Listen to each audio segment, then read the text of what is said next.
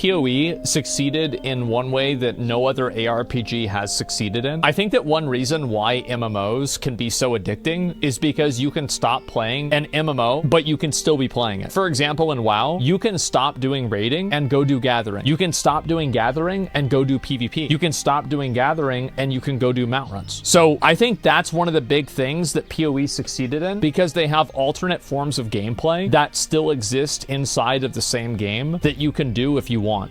I have reviewed Path of Exile before, but my previous reviews have been focused on the new player experience, a new character, a new league, and what you might actually feel like playing the game for the first time. But the end game of Path of Exile is so diverse, complex, and enjoyable that it deserves a review all on its own. This is my Lightning Archmage character. I built around a very basic concept of, let's make a Palpatine-like character that shoots lightning out of the fingers, and then try to build everything around that. So my first experience with the character was trying to figure out what skills I wanted to use, how those skills were going to interact with the skill tree, and then getting items that will fit this type of build. This is all stuff we've covered in the previous review. Let's see what he's got here. I want to see what his gear is. And then getting items that will...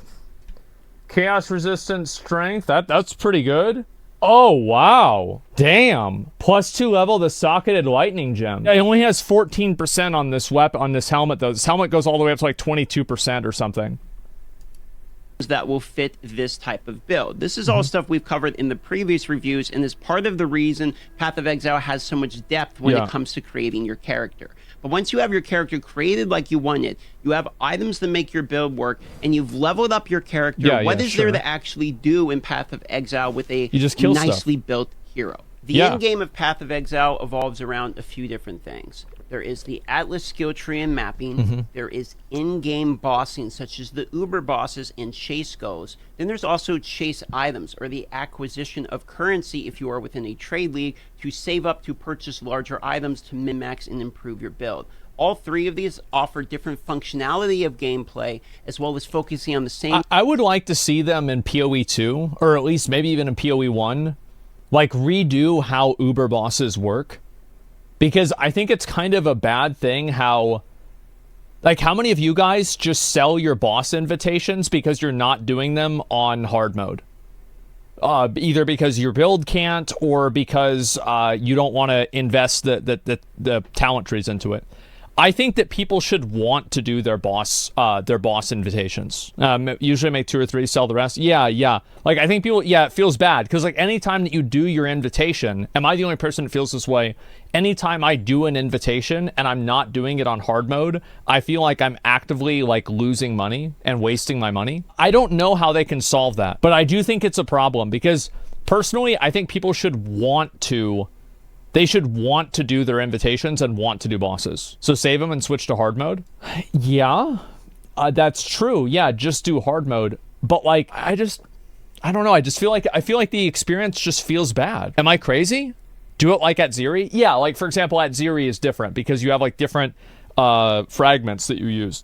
Core concept, which is either improving your characters or achieving milestones. Let's talk about the first one, which is mapping. Mapping is effectively, after you beat the campaign, you unlock something called the map device. The map device allows you to put different styles of maps into the map device in order to open up portals that are going to take you to that said map. Now, the map is effectively just an instance or a dungeon. It's just a place you can go to kill monsters that is set up pseudo-randomly based upon what style of map it is. If you go to a beach map, it's going to look like a beach. If you go to a castle map, it's going to look like a castle. And they are all appropriately named that way. Now, the part that makes this interesting is when we get into the Atlas skill tree. This is not like your normal skill tree that affects... Yeah, these are 2 separate skill trees, guys. Modifies your character. Instead, this is the Atlas skill tree that modifies the map itself that you choose to go into. Meaning, when I activate a map, if I go here and I show you, these are your maps, you collect these throughout the game. If I have a map, okay, and I take this map and I put it in the system, when I take this same map and put it in, because of the way I chose to put my Atlas tree skill points in, it will be a different style of map and have different activities to do in the map than somebody who went a different style. So in order to translate this over to Diablo 4 players, basically what he's saying is that there's like a Paragon board for what your nightmare dungeons are going to be. So if you can imagine that, And like you can get like a lot of buffs on one thing and then do your maps just like that. That's just, again, the game is very, very customizable. One such example, if you look at my Atlas skill tree, you're Thank you. going to Yeah, there notice you go. I have a lot of blight-related perks. Big mistake. Effectively, blight is the tower defense style in this blight. game. I like that a lot. So when I do my maps, every map, more or less, is going to have a blight or tower defense bonus activity within it. I've also chosen to block all of the other activities, even though I could have other ones show up. So effectively, I wonder how good that is. Maybe I don't know what it is you like in the game, and these different activities are introduced to you throughout the campaign. For me, I do Legion and Let's say you just Expedition. like to kill mobs, maybe you like Delirium. If you like tower defense, maybe you like Blight. If you like to do crafting, for instance, maybe you will like Harvest. Yeah. So there is different activities depending upon what you find yourself attracted to in the game by the time you get to the mapping system, which is actually at the end of the campaign. So you don't have to worry about knowing what you're going to like. And I do think it's a really good thing, the fact that everybody in chat has a different answer for what they do. People are saying Legion, Syndicate, Blight, Expedition, Delirium. Like, that is an insanely good fucking thing. Until it actually matters, which is a good way of introducing you to the system. It's important to note here that while the map system might sound complicated, you see all of these different skill trees, you hear, oh, mapping and modifiers and all this, it's actually a lot more simple than it sounds. By the end of the campaign, you will know what you like about the game and what you don't like about the game. Yeah, like somebody said in chat, the strat is to block no activity and then use the points for what you want to use it in, ignore what you dislike, and run what you like. That is exactly what I do. I don't block anything, even though I pretty much never run... what are the ones that I never run? I never really... I'll do Heist like one day every league, and that's it. I don't like doing Harvest. And mapping is just a way of not forcing you Like, to do what I you don't don't like Harvest, but allowing you to focus on what you do like instead. That is the purpose of mapping. You found out, I just want to kill a bunch of mobs. You make it where your maps just give you a bunch of mobs. It's that you find simple. out, I don't like killing a bunch of mobs. I like killing just bosses. You make it where your maps are mostly about rushing down and focusing on the bosses. Effectively, mapping is a way that once you discover Path of Exile, you can customize your experience further as you continue to get into, revolving style of gameplay. AKA, you do what you want to do, and you're not forced to do what you don't want to do. This is very crucial to longevity of enjoyment. You do have to do some things you might not necessarily want to do. Like, for example, you have to do Labyrinth, and you have to do... That's probably the big one, is the Labyrinth. And, like, you have to do Maven invitations as well. But, like, for the most part, he's right. Like, for example, PoE has these, like... I said this, like, last time I did a video about PoE, but I'll say it again. The decision that solidified PoE as being a game that's run by people that are not stupid is the fact that they added the instilling orbs for flasks. Because, so PoE had this problem where, like, these 4 things down here, these are like potions that you drink, and whenever you kill a mob, the potions get refilled, right? You kill like 10 mobs, there's 1 refill of each potion. So what people would usually do, because like the game has evolved to this way, is that they would just have all 5 potions on all of the time. So instead of trying to nerf that or ban people who were doing this, all they did is they said, okay, well, you guys want to do that. We're going to add orbs into the game that like automate your potions. They automate your flasks. So now, like, you can have an instilling orb that will have your flask use itself immediately without you having to do anything, just simply by ending the effect. Or if you hit a rare enemy, it will automatically turn on your flask. Or it will automatically use your flask whenever you have the max charges. And you can customize your character that way. So instead of trying to fight against player behavior, the developer leaned into it and encouraged that type of behavior and allowed customization with the direction of emergent character behavior, rather than trying to force players into playing the game in a certain way. While at the same time, in Path of Exile 2, they are completely redoing the way flasks work, and flasks no longer will recharge whenever you kill any monsters, and they're going to be based around these different like wells that you can refill and go into town. So they're completely redesigning it, but the focus is always around making a good player experience rather than trying to make players play the game in a certain way. And I think this is a big problem that a lot of developers have, is they get attached to an idea or they get attached to a concept, and the players don't like that idea or they don't like that concept, so they're trying to get away from it, and then the developer just makes it mandatory. I think a great example of this is in World of Warcraft with Tyrannical. So in Mythic Plus is like the dungeon scaling system in WoW. There's one version of Mythic Plus where all the trash mobs are powerful, and the other version of the Mythic Plus where all the bosses are powerful. The bosses are tyrannical, and people generally don't like tyrannical. So instead of actually reconciling tyrannical to be fun, what they did instead is they just made tyrannical mandatory in order to get the rewards. Problem solved. Now everybody's doing tyrannical. That's how they think. And so, it's just tyrannical isn't even challenging either, is it? It depends on the dungeon. It's complicated. But my point is that it's a focus around trying to empower the player rather than trying to control the player. Like the tower defense blight modes, but then And again, another example is Helltide. So in order to summon Duriel, you need to do Helltide. People weren't doing Helltide. They didn't like Helltide. So Blizzard said, instead of improving Helltide and making people want to do it, no, we're going to add a resource into it that makes you do it. Found out I actually really like bossing. In order to kill bosses, however, I need these fragments, and these fragments can be very expensive to purchase. So what I ended up doing was farming the tower defense mode for currency that then I can use to purchase to farm more bosses and maybe get a big chase item drop, which will pay This is the huge thing right here. This is the omega thing that matters more than anything, in my opinion, of why I think trading is so important in games. Is because trading makes it to where anything that you get that's good for another class, you can sell. And so now you actually have multiple ways of having a run go well. Off the bosses. This is how I've been trying to attempt to make my currency. Right. Effectively. Yeah, I did this. I usually do this as well. I usually farm currency. I hardly ever like direct farm items.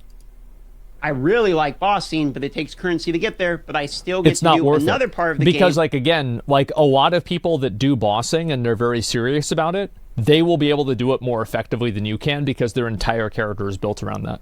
Whereas for me, I just usually do mapping and that's about it.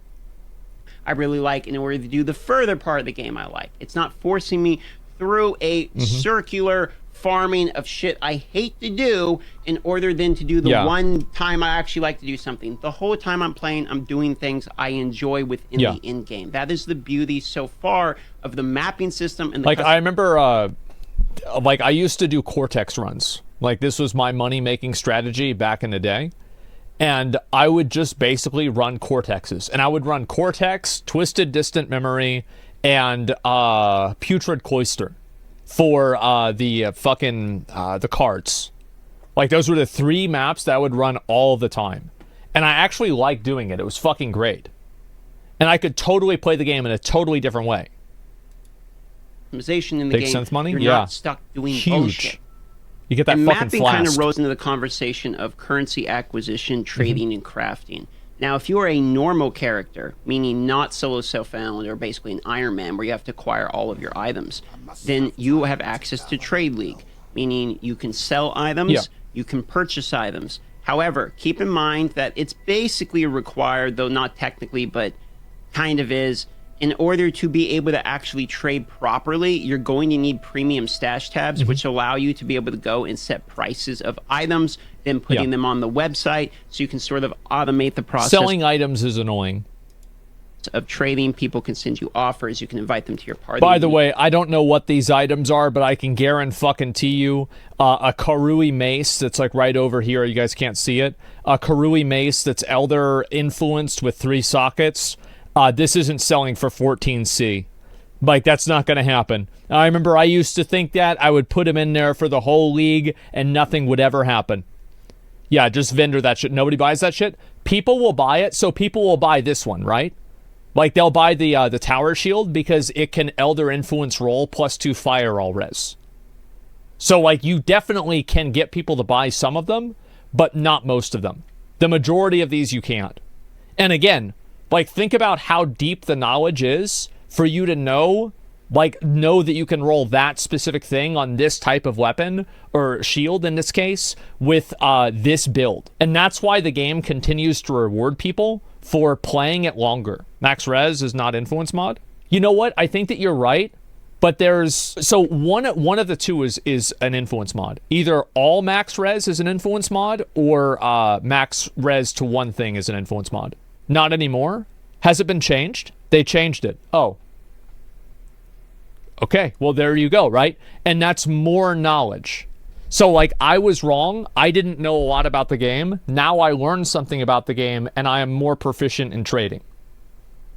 And that's how somebody that has literally, like me, I have like 3,000 hours in this game. And I just learned something. You would trade an item. Because of that, this technically makes the game not 100% free to play if we are talking about you really wanting to do trading. I would say this is basically mandatory. Most people who if you want to be efficient in the game, you have to pay the box price for a AAA game, basically, right? You can play the game for free, but if you want to play the game regularly and actually be like proficient and competitive, if you put $70 into the game, you will be able to get the tabs that you need. Play the game will probably agree with this, and keep in mind these stash tabs is probably going to cost you anywhere between 20 to 40 bucks by the time you buy the different tabs, which I was assuming that you also buy the extra tabs, but sure.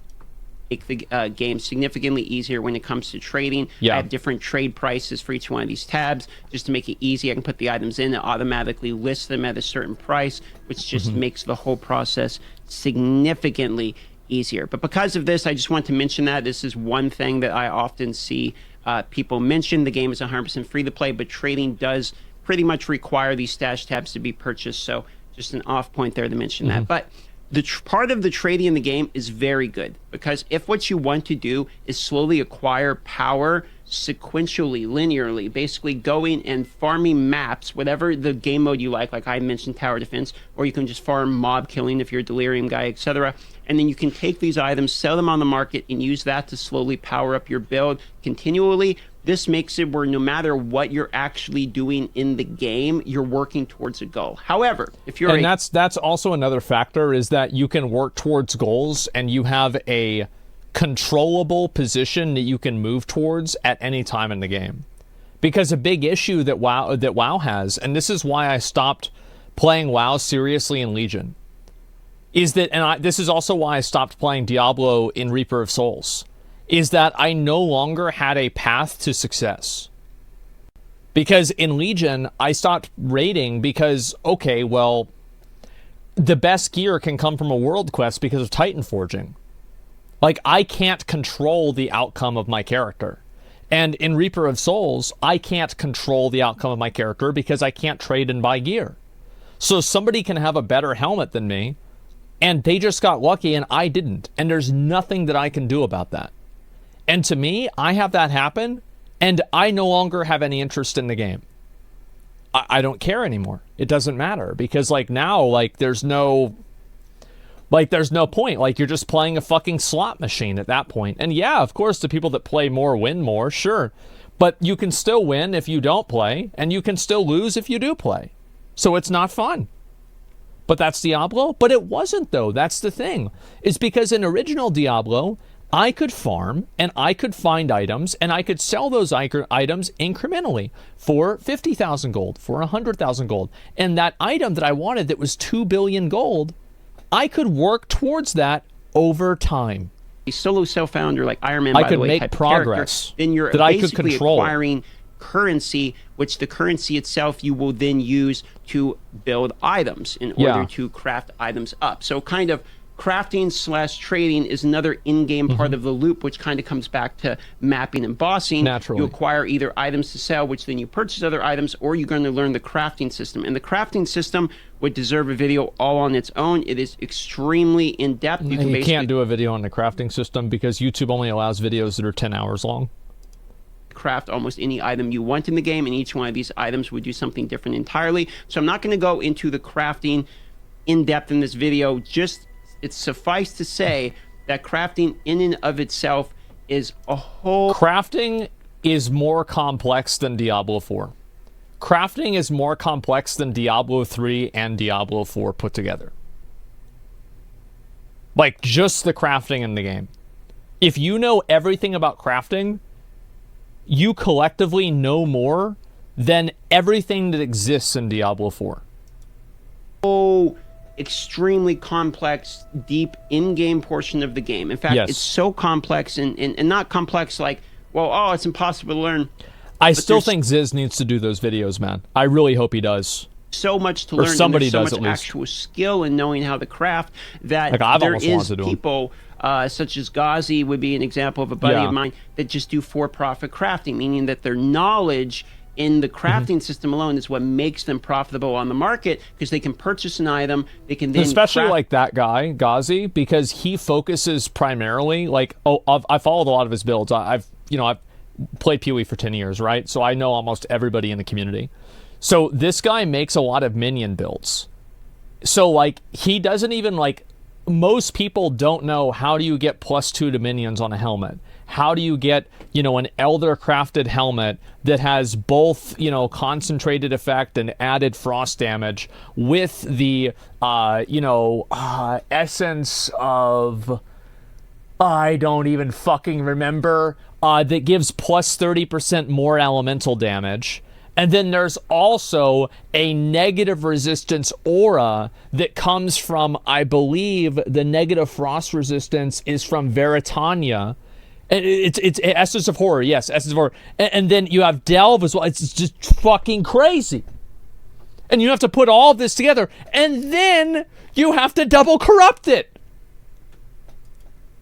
It into an even better item because they know how to do it, and not necessarily from a skill point of view. Like, they don't have points in the crafting. The warrior they literally know the process of crafting so well that they can make an item be worth significantly more with not what it would cost to make that item. And then there's a profit margin because of that. So because of that, there's a whole economy side of things around crafting. There's economy side of things around acquiring the raw resources for the people that want to do the crafting. There's an economy around bossing as well. So if you choose to kill bosses to try to get... And this is always what you can do. Like, how many of you guys in PoE found, like, what is equivalent to, like, a hack? Where, like, I can buy this for 5 and then turn it into 10, and I can do this as many times as it can be done. Like, in one way or another. Like, flasks. Like, I was doing it with Cortexes. Like, bro, like, I had big money. Like, I remember I was playing PoE. I was stacking, like, fucking, at the time, it was Exalts. Like, 30 Exalts a day playing this fucking game. And then, at the time, my girlfriend came to visit, and I couldn't play the fucking game anymore. So I never finished my character. But I remember that league, bro, I was cooking, man. Like, I was going so hard. You're trying to make your own build? I usually half and half it. Actually, no. I usually 80-20 it. 80% somebody else, 20% me. Item, for instance, I think somewhere in here, I am selling a flask. This flask here, and this flask is an item that just dropped from one of the bosses I did that's worth a divine, or worth, more than like 4 or 5 of these other items in here combined. So because of that, there is a like I got a lionized vision or something like that. I don't know what that was, a jewel, and it was worth 8 divines. I got 8 divines, and I sold it, and I bought this fucking staff last league, no, 2 leagues ago, Crucible League, that gave me like 55% or something like that cooldown reduction. It was disgusting. Subsection around economy as well as completely crafting changed the game. Part of the in-game loop that is definitely worth mentioning, and it's so significant to the point of you can buy and sell for profit if you're into that. You can craft for profit. You can literally go acquire the things for profit. Or if you're solo self-found, then you can learn the crafting system yourself in order to make the items you're going to need in the currency that you're acquiring slowly. Yeah, solo self-found, like, obviously I watched Quinn a lot play this game, and so playing this game solo self-found does add a completely different texture to currency drops. It totally changes the game. Is kind of sequential, linear way of progressing your character, so eventually you have the currency you need to then craft the items. So even when you're not able to trade because you are self-limiting, you're restricting yourself with solo self-found, all of the each individual items you get that can be used for crafting then also benefit you, so it doesn't even lock you out of the entire side of the game. So even acquiring currency is useful for a non-trading character. And because of this, trading and crafting adds significant amount of what I would say post-build gameplay. After your character is already where you want them to be, you can either min-max the character. Well, this is a problem that like Diablo 4 has, and I think Diablo 3 had as well, is the fact that like basically you hit the pinnacle of your class within like 20 to 40 hours of gameplay, I would say. And the difference between the 50 hours of gameplay, we'll go a little bit farther, 50 hours and 350 hours, the difference of your character is going to be like, you're going to start here and you're going to be here, right? But like with PoE, this is 50, this is 350, this is 550, this is 750, and this is 1,000.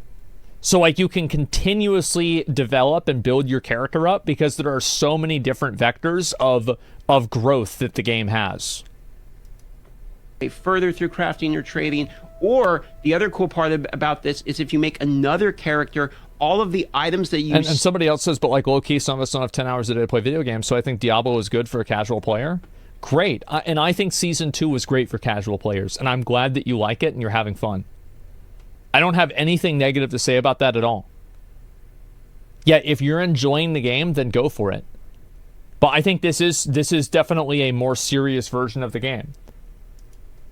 You acquired, stay in your stash for that style of character. So if I have a soft core, basically I die, doesn't matter. If I have a trade character, meaning not self-restricted, then the next character I make has access to all of the currency and everything that my previous character had in the stash. Meaning I can make a character first, which is where we get into the league starter stuff and start to kind of talk a bit how people min-max the game in the beginning.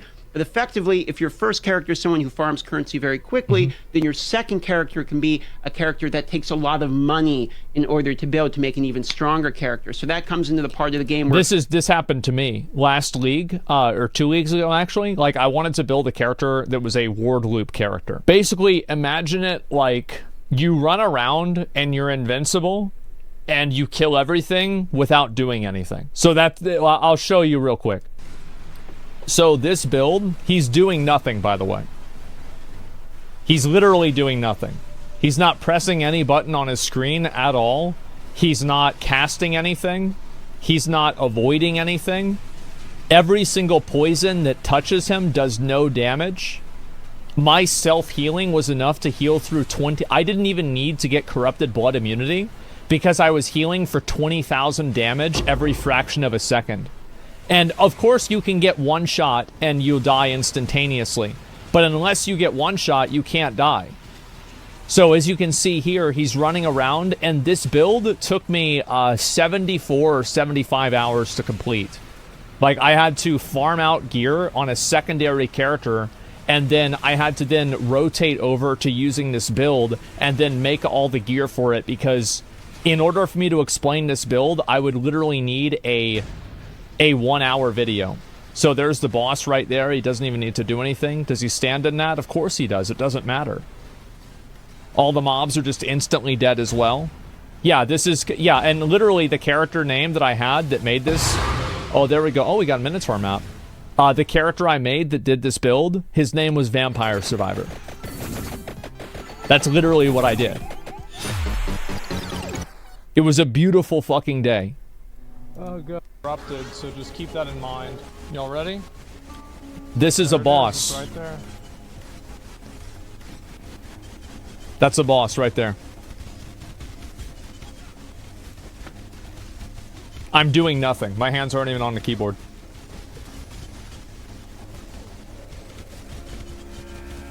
I win. 20C for that one. That's it. ZDPS? Yeah, it was my first map. I had just swapped over. That was really fucking fun. People, I'm just now learning where people start with their first character being someone who goes through the maps very quickly to acquire currency. Then their second character is a more elite style build that is very expensive to build, but you want to do it from the ground up with like the correct items, etc. And that gives you further in game by making a character to then make a character, and you can see how that would add even more layers of gameplay into it. I could go on and on about how crafting currency influences the game, but I think really this point doubles down. Oh, and then there's a second version of that build that I was showing you guys that actually costs about 100 divines, and it does chaos damage as well. So this is the true final form, where you buy the microtransaction for Forbidden Right or whatever the fuck it is, and you have the microtransaction that turns your attacks into cats, and then you have the cats just run around and kill everything, and everything dies because you're doing chaos damage. And this only if you want to use this build, this will take you about 100 hours of gameplay to even start playing this. I actually didn't finish it myself. It's beautiful? Yes, this is what it is. 50 hours of Sanctum? Maybe you're right. But yeah, that's the final form. Even for hardcore and solo self-found, which is what I'm doing today on live stream, if you want to come by, 2K you can. HP? It doesn't matter. I'm doing a hardcore solo self-found, basically got to do it yourself style. Even if I die today, okay, my character will have found some items myself on the hardcore style, so I can make another hardcore solo self-found, and I can have some of the things come along with me to help out my other character, like a stash in Diablo 4. The stash is shared. So because of that, everything that you do in the game with other hardcore is benefiting you. Not with software. No matter if you're going to make a new character, vice versa, or if you're going to just double down on this character, or even just from a learning aspect. Everything that you get has value. And that's why, like, it has value, like, learning about other classes and other, like, for example, okay, you get a jewel. It has 7% life, burning damage, fire damage over time multiplier, and resistances. Well, if you know what righteous fire is, you know that you just made a lot of fucking money. Everything you do in the game benefits you. So you feel like you're never really wasting your time because you're always doing something that more or less down the road will matter. Then we also have what is becoming my new favorite part of the game, which is bossing. Now, there are different variants of bosses. There are the normal bosses, and there's 8 or 9, I forget off the top of my head, different bosses in the game that you can learn. And then there is I think there's way more than 9. Because, like, if you want to talk about, like, I guess he's not counting, like Shaper Guardians or Elder Slayers or Elder Guardians. But yeah, Uber variants maybe there of is those 9 bosses. And the Uber variants are extremely difficult, both in the tanky damage way where, okay, they're tanky and they do way more damage, so you're going to need to have a tankier build and do more DPS, but also in the skill-based way where you're going to need to have better reaction time. Some of them literally put their moves out faster than their normal Uber Elder's really hard. They also have different mechanics. For instance, in the boss fight that you're watching right here, in the normal variant, there's a shield. Well, like, there's also, people that play Diablo might not know this, but whenever he says gaze into the abyss, that's whenever he's going to do the beam. So if you hear that visual, so there's like an audio cue that tells you that a spell is going to happen. Isn't that crazy? Though you can go the stand-in when he's doing his AoE that he's about to do right here with all these purple orbs. But in the Uber version, there is no shield. So you either tank them or have potions to know how to deal with them, or just straight up dodge the abilities. And the cool thing about the Ubers is when I'm fighting them, I have yet to feel like this is just some cheesy bullshit mechanic and that's why I died. I've always died and got mad at myself because I realized I can't. I guess he's never done Cirrus. Beat this. There is a way out of this situation. Fuck that boss. Dodge that, and because of that, it makes me actually feel like your skill expression, to steal a line from League of Legends, actually does matter in this game, and you can actually really tell the good from the great players in this. And I think there are examples of this that are notable in the community. For instance, Ben's the one I always hear about. He's the guy. Beat these Uber bosses way faster than anybody else. He's the guy. Whenever I looked up Searing Exarch the other day, if you saw one of the videos that got recommended was Ben's world first kill of Uber Searing Exarch.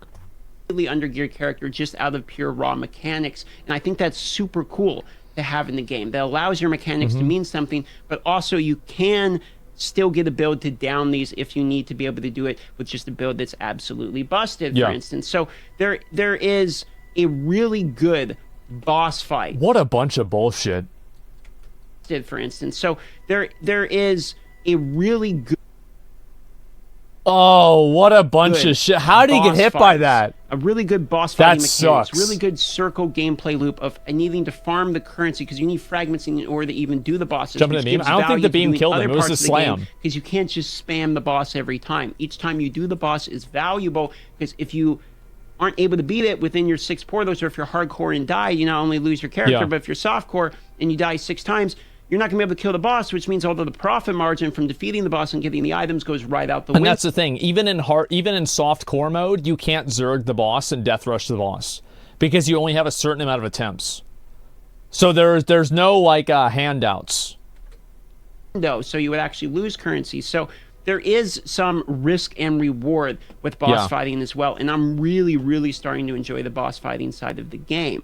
It also allows you to build a boss fighting character. So if what you want to do is build one of your first personally, like this is just a personal thing. I don't like playing click to move games. I think that if I had WASD, I would just be a much better player at this game. I don't think that I'm very good at them. Like, I'm not saying that they're bad, but like I personally am very bad at them. And I'm just like, if I had WASD, I feel like I could play the game 10 times more proficiently. Characters to go and fight and clear maps in order to get currency, then your second character could be a character that specializes in boss killing, for instance. So it gives you even more in-game loops of, I'm going to make a new character to focus on this, and this one's going to do this, and you can specialize. And the more I learn about Path of Exile, the more I realize I don't know yet. And I know this. That's something that's really important to mention. Is that if PoE is one of the only games that you can ask a person that has 5,000 hours in the game, so how well do you know the game? Oh, I don't know anything. Yeah, I mean, like, no, I played for 10 years. Yeah, no, I played, Yeah, I don't know shit about it. I know, like, maybe 5%. Both a best part of the game as well as the complaint. There's always people saying the game is overwhelming, but it's the overwhelmingness of the game. It gives it so much in-game, and it's the... It is. He's right. And I think that, again, like, it does take some unnecessary L's for a new player experience, but the complexity is why people play PoE. Every time that you log in, you realize, I can learn something new today that gives it the goodness that is Path of Exile. And if you don't have that, and you don't have things to learn, then you don't have something to conquer. And when you don't have something to conquer in a game, then you don't have a game to play. So you actually need... And that's the problem is, like, you keep learning things. You always learn new things in this game. The confusion. You need the overwhelmingness in order for a game like this to work. Because this definitely, like, even PoE 2 is not going to be a casual Andy game. Like, you're not going to get a guy who plays Clash of Clans and he plays Fortnite. You're not going to have him just come over to PoE 2 and play the game. Like, this is a game that is meant for people that play games seriously. Time I've ever covered a game, the number one complaint I've always seen in the game is there is not enough content. And it doesn't matter if it's a mobile game or an MMORPG, it always boils down to we need more things to do. And then Path of Exile, the in-game... I think PoE succeeded in one way that no other ARPG has succeeded in, is that I think that one reason why MMOs can be so addicting is because you can stop playing an MMO, but you can still be playing it. Like, for example, in WoW, you can stop doing raiding and go do gathering. You can stop doing gathering and go do PvP. You can stop doing gathering and you can go do mount runs. So I think that's one of the big things that PoE succeeded in, because they have alternate forms of gameplay that still exist inside of the same game that you can do if you want. So, for example, in PoE, you can do Delve, you can do synthesis maps, you can do boss runs, you can do harvest, you can just do crafting, you can just buy and sell things. Heist is the huge one, right? And I think there's one more that Sanctum runs as well. Yeah, Sanctum. There you go. There's always something to do. And that's what makes Path of Exile great. Well, there it is. I mean, I was really glad I watched this. I have reviewed I was very, very glad. I think he gives it a pretty fair shake. I think this is true. As I said, I really hope that PoE stops taking some of the, what I believe to be unnecessary L's that it has for new players. Like, for example, I'd really like to see PoE remove the respec requirement or the respec cost for people that haven't finished the campaign. I just think this would just make the game better. Would it make it to where more people would probably play Toxic Rain at the beginning? Yeah, it probably would. But I think it is worth it because you just lose so many people that are just dead on arrival. Soul Eater, I mean, I'll tell you, like, I've had most of my deaths this league to Soul Eater. Yeah, most of my deaths because, like, I've been, I run, like, a screen clearing, like, Vol Arc build with Ignite, and I have that happen all the time. Giving players one full respec when finishing the story. No, I don't agree with that. I think you should just let them do whatever they want. Like, with no restrictions. I actually think that's the best option. Because people might make a mistake or they might want to try something new out really early on. Like, I don't see, like, why is that a bad thing? Like, if level 40 can respec, who cares? Like, I don't think it's a big deal, right? Yeah, to encourage it. Yeah, like, I'm not talking about people that are, like, in red maps respecing, but, like, early on, I think so. Stopped at Act 5 because it was so hard to find a build that was easy to follow. Yeah. I mean, this is a great video. Make sure to give it a like. On December allows unlimited respec during campaign. Yeah, I just think it's a good decision. You get a free regret per orb level up. No, I don't think that you should ever limit it. Because you want new players to experiment and try new things. And to see what works with them. And I think that if you add any limitation on it, you create a psychology of the person thinking that there's like an opportunity cost of trying something new with not being able to try something else new. And I think that opportunity cost psychology is harmful. Thanks for the feeling that there are consequences or you're building something unique. If you're free to change anything whenever you lose that feeling and people like that feeling, even if they don't think they do. Well, I agree with you. And that's why I think that after the campaign, you should be locked into a build. I totally agree with you. But I don't think that forcing that feeling on a level 15 player who just heard about the game from their friend is a good thing. Do you see kind of what my point is? Like, I totally agree with you, but I don't think that that's something that you need to force a person into during the campaign. It's basically free to change, super late game. It's the most brutal early. Yeah, and that's kind of, it's a weird thing, right? Just restart. Well, you say that as, like, I mean, just restart. I mean, like, do you have no respect for your own time? A lot of the people that are having this problem are people that have limited time because that's why they didn't have time to look up a build guide and figure everything out. So, like, you're punishing the people that have the least time by making them spend the most effort. I just don't think it's a good thing. A good thing. Just waste 4 hours to do the same thing. Yeah, that you might not even know is going to work either. New players wouldn't be invested enough to just restart. Yeah, you should just be able to fully respec with no consequences, no restrictions, completely until you finish the campaign. That's my opinion. I'm worried about PoE 2. It doesn't look much different. I mean, I don't really know about PoE 2. Like, I have no idea, but I'm just saying, like, in general, that's kind of the way that I see it. I totally agree. It would help new player retention. Yeah, that's how I see it as well. Hopefully that happens. I mean, we'll see if it does, but yeah, that's generally what I think about it. They did that. Good players would abuse the power of the respec. They probably would, but I think that's a good thing. Like, you're always going to have ways where people can get an advantage for whatever reason. But I think that the positives vastly outweigh the negatives.